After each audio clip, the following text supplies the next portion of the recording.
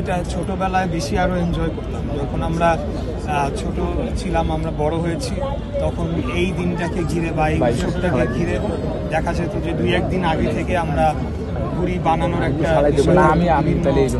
ডিজাইনের বিভিন্ন সেই তখন এরকম রেডিমেড সুতা ছিল না, আমার মনে আছে। আমরা ওই সুতা কিনে ওটাকে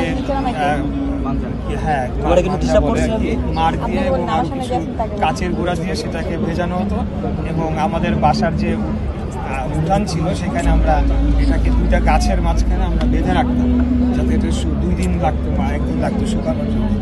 এই জিনিসগুলো যখন আপনি ছোট থাকবেন বা আমরা ছোট ছিলাম, তখন এই জিনিসগুলো অনেক বড় একটা বিষয় হয়ে থাকতো। আমরা খুব এক্সাইটেড থাকতাম যে ঠিক আছে, আমাদের এটা ঘুড়িটা আনতে হবে, সুতাগুলা কিনতে হবে।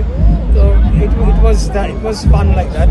তো আজকে বহু বছর পরে আজকে হাতে ঘুড়ির এটা নিলাম, নাটাই হাতে নিলাম।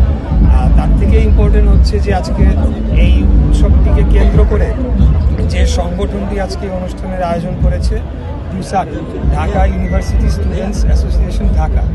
তো তাদের সাথে অবশ্যই আমার একটা যোগসূত্র এইভাবে রয়েছে। আমি ঢাকার সন্তান, এবং যদিও আমি নিজে ঢাকা বিশ্ববিদ্যালয়ে পড়াশোনা করি নাই, আমার ফ্যামিলির 95% ইনক্লুডিং আমার বাবা মা এবং আমার বড় বোন, তারা সবাই ঢাকা ইউনিভার্সিটিতে পড়াশোনা করেছে। তো আমার সবসময় ঢাকা ইউনিভার্সিটিকে আমি নিজের মনে করতাম, ওন করতাম।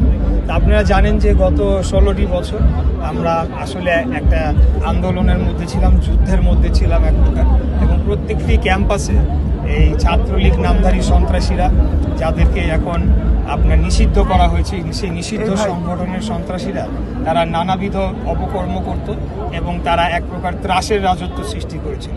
তো সেই সময় আমাদের জন্যে মানে নির্বিঘ্নে কোন একটা ফাংশনে আসা, কোন একটা অনুষ্ঠানে আসা, সেটা আসলে তখন হতো না। সেটার আমরা পাল্টা কি করবো, এরকম একটা পরিস্থিতির মধ্যে দিয়ে আমরা গিয়েছি। এখন এইটাই সব থেকে ভালো লাগছে। সাকরাইন তো একটা জাস্ট অ্যান ওকেশন। ভালো লাগছে যে আমি ঢাকা ইউনিভার্সিটির ক্যাম্পাসে বহু বছর পরে, আগে তো আমি আসি নাই সেরকম, আমি এখন মুক্ত আকাশে একজন সাধারণ নাগরিকের মতো প্রবেশ করে এখানে এসে দাঁড়াতে পারছি। আমার অন্য কোনো চিন্তা হচ্ছে না মাথায় যে হয়তো বা ছাত্রলীগের সন্ত্রাসীদের একটা হামলা হইতে পারে, সেটাকে আমি কাউন্টার দিব, আমারও প্রস্তুতি থাকা লাগবে, এই ধরনের কোনো কিছু হচ্ছে না। এখানে ক্যাম্পাসটা তো আসলে সবার, শিক্ষাঙ্গনটা তো হওয়া উচিত এই ধরনের সন্ত্রাস মুক্ত, এবং কোনো ধরনের রাজনৈতিক যে সন্ত্রাস যেটা বিস্তার ঘটেছে বাংলাদেশের রাজনৈতিক কালচারে, এই সকল জিনিসকে পুরোপুরি আমাদেরকে মানে এটার থেকে মুক্ত করতে হবে শিক্ষাঙ্গনকে। এবং আসলে ঢাকা ইউনিভার্সিটি সহ অন্যান্য বিশ্ববিদ্যালয়, এখান থেকে যারা বের হয়ে আসে তারাই তো বাংলাদেশকে নেতৃত্ব দেয়। তাদের যে কালচারটা শেখানো হবে সেটা খুব গুরুত্বপূর্ণ বলে আমি মনে করি। এবং সার্বিকভাবে আমি ঢাকার একজন নাগরিক।